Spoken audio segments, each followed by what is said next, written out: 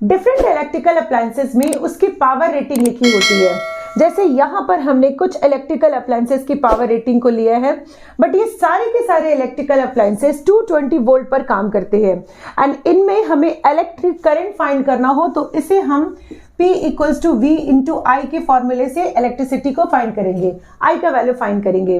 अब in electrical appliances में हम इलेक्ट्रिसिटी बिल किस तरह से फाइंड करते हैं, इसे हम आज की वीडियो में करना सीखेंगे। Hello students, my name is Aarti and आज हम क्लास 10 इलेक्ट्रिसिटी चैप्टर में इलेक्ट्रिसिटी बिल को फाइंड करना सीखेंगे। अब हम इलेक्ट्रिसिटी बिल को फाइंड करना सीखेंगे। इसके लिए मैंने यहाँ पर कुछ एग्जांपल्स लिए हैं। वैसे मैंने यहाँ पर 5 इलेक्ट्रिकल अप्लायंसेस के एग्जांपल लिए हैं, बट हम डे टू डे लाइफ में इससे कहीं ज्यादा इलेक्ट्रिकल अप्लायंसेस यूज करते हैं। यहाँ पर हम इलेक्ट्रिसिटी बिल को फाइंड करना सीखेंगे। इसके लिए हम कुछ लिमिटेड एग्जांपल्स ही लेंगे। सबसे पहले मैंने लिया है वॉशिंग मशीन।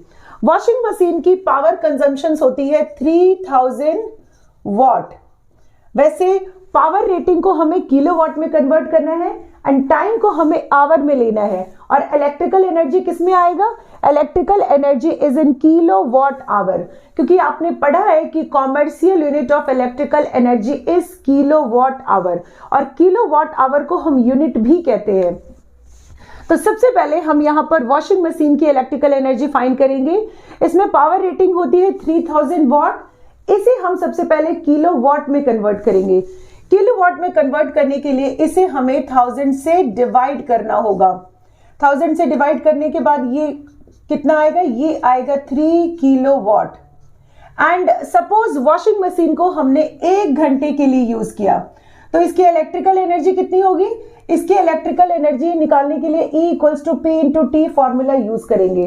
तो power is 3 and time is 1, यानी इन दोनों का मल्टीप्लीकेशन, तो ये होगा 3 kilowatt hour. Next is AC। AC की पावर रेटिंग होती है 2000 वॉट एंड इसे किलोवाट में कन्वर्ट करने के लिए हम क्या करेंगे? 1000 से डिवाइड करेंगे। इट मींस ये आएगा 2 किलोवाट। एंड सपोज दैट हमने AC को 5 आवर्स के लिए यूज किया। यहां पर हम टाइम लिखेंगे 5 आवर्स, देन इलेक्ट्रिकल एनर्जी कितना आएगा? इन दोनों का मल्टीप्लीकेशन, यानी ये होगा 10 kilowatt hour. Now next is electric fan. Electric fan की पावर रेटिंग होती है 100 वॉट। इसे हम किलोवाट में कन्वर्ट करके लिखेंगे। इसे किलोवाट में कन्वर्ट करने के लिए हमें 1000 से डिवाइड करना है एंड यहां पर हम किलोवाट लिखेंगे और ये आएगा 0.1 किलोवाट। एंड सपोज इसे हमने 10 आवर्स के लिए यूज किया। यहां पर हम टाइम लेंगे 10 आवर्स, देन इलेक्ट्रिकल एनर्जी कितना होगा? P into T। It means ये आएगा 1 kilowatt hour. Now next TV.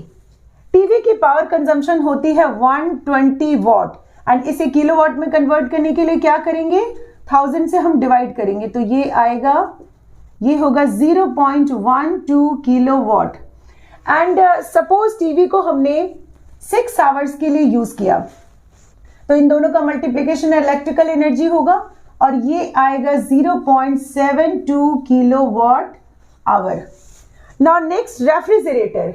Refrigerator की पावर कंजम्पशन होती है 150 वॉट और इसे किलोवाट में कन्वर्ट करने के लिए हम 1000 से डिवाइड करेंगे। यहां पर हम किलोवाट लिख देंगे और ये आएगा 0.15 किलोवाट।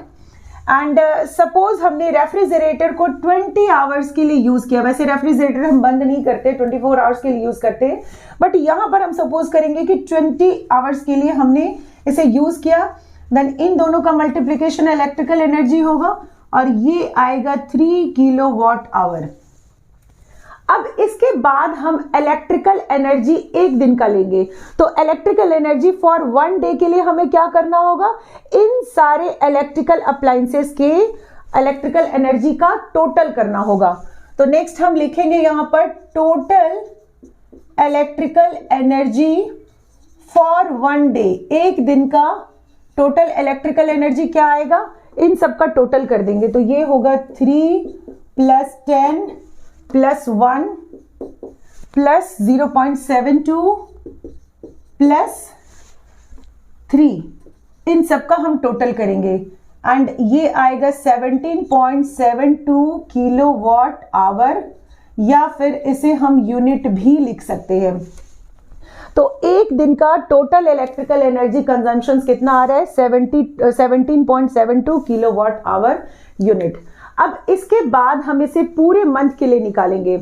मंथ में वैसे 31 डेज भी होते हैं, 30 डेज भी होते हैं, 28 डेज भी होते हैं, बट यहां पर हम एक स्टैंडर्ड 30 डेज का इलेक्ट्रिकल एनर्जी लेंगे। तो नाउ नेक्स्ट हम लिखेंगे इलेक्ट्रिकल एनर्जी फॉर 30 डेज, क्योंकि इलेक्ट्रिसिटी बिल हम पूरे महीने का निकालते हैं। इलेक्ट्रिकल एनर्जी 30 डेज का निकालने के लिए क्या करेंगे? एक दिन के इलेक्ट्रिकल एनर्जी कंजम्पशन से 30 को मल्टीप्लाई कर देंगे।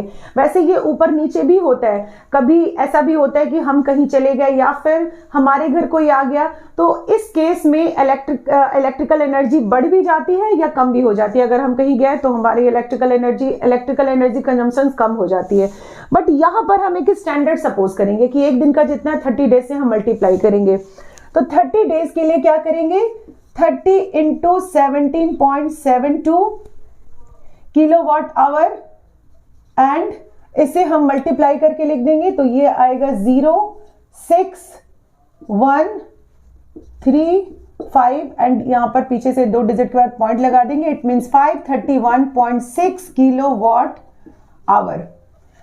अब इसके बाद हम रेटिंग लेंगे। रेटिंग का मतलब होता है कि 1 किलोवाट आवर या 1 यूनिट का कॉस्ट क्या है। ये डिफरेंट एरियाज में डिफरेंट होती है। यहां पर हम सपोज करेंगे कि 1 किलोवाट आवर की रेटिंग 5 रुपीज है। यहां पर हमने सपोज करना है ₹5 पर यूनिट या फिर पर किलोवाट आवर। 1 किलोवाट आवर का कॉस्ट क्या है? ₹5। तो हमें टोटल कॉस्ट निकालना है 30 डेज का। टोटल कॉस्ट कितना आएगा? टोटल कॉस्ट होगा, इससे हम 30 डेज के यूनिट कंजम्पशन से मल्टीप्लिकेशन करेंगे। तो ये आएगा ₹5 इंटू 531.6। इट मीन्स ये होगा 3003 कैरी एंड पॉइंट, ये 8 15 5 carry 1 and this is 2658.0 means 2658। इस तरह से हम इलेक्ट्रिसिटी बिल को फाइंड करते हैं। ये पूरे महीने का इलेक्ट्रिसिटी बिल इस तरह से निकालेंगे। अगर 31 डेज होगा तो हम यहाँ 31 से मल्टीप्लाई करेंगे, 28 होगा तो 28 से मल्टीप्लाई। नेक्स्ट वीडियो में हम इलेक्ट्रिसिटी बिल के ऊपर डिफरेंट टाइप के न्यूमेरिकल्स को करना सीखेंगे। Till then keep watching and do like, subscribe and share. Thank you.